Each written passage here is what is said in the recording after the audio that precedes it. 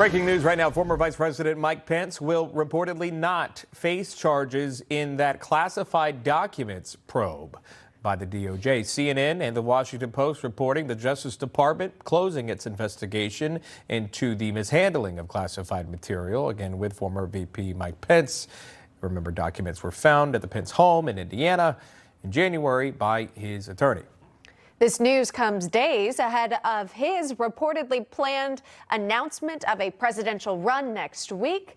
The DOJ still investigating the handling of classified documents by former President Donald Trump and current President Joe Biden.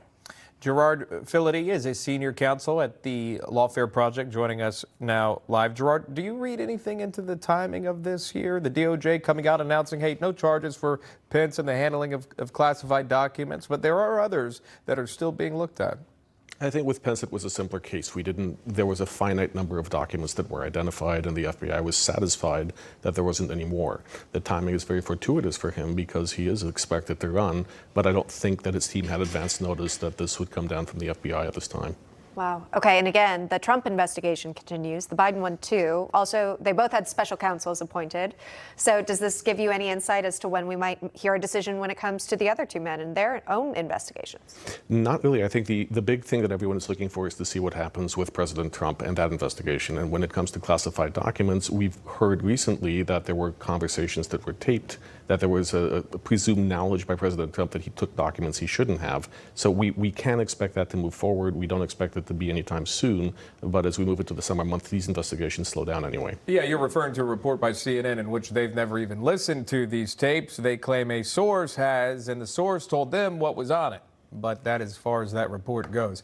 I wanted to bring this up to a major story here in South Carolina. A South Carolina store owner being charged with murder, accused of shooting and killing a black teenager on Sunday. But the details of what led up to the shooting are putting this case in the national spotlight. Police say the store owner, Rick Cho, thought the teen was shoplifting. Authorities say Cho and his son chased the 14-year-old from the store and that Cho killed him with one shot to the back. Store surveillance video apparently shows 14-year-old Cyrus Carmack Belton putting bottles of water back into the cooler. Investigators think he might have had second thoughts about stealing them. Cho thought the teenager was armed, and reports are that a gun was found near the teen's body.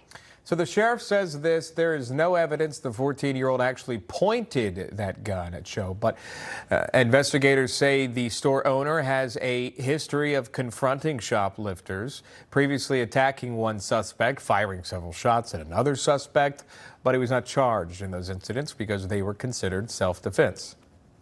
So this case is actually drawing a lot of comparisons with the New York City bodega worker charged with murder in the stabbing death of a man who attacked him inside the store last year. Prosecutors dismissing the original charges, sparking a heated debate over the meaning of acting in self-defense. Of course, there are differences with the case, but again, this one just came to mind. And Gerard, we wanted to ask you about this. You know, when you dive into the details of this South Carolina case, is self-defense a reasonable response?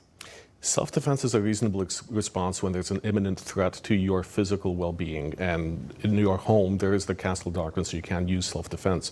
The problem here is whether this is considered self-defense in the sense that this kid was running away. He was not visibly threatening the store owner, allegedly, and he was shot in the back. So at one point, the risk in the store ended, and the shop owner chased after him outside when he didn't need to. And this becomes an issue of, was that an act of violence against the child rather than an issue of self-defense? Yeah, we'll see how this one plays out. Again, authorities say that a gun was found near his body.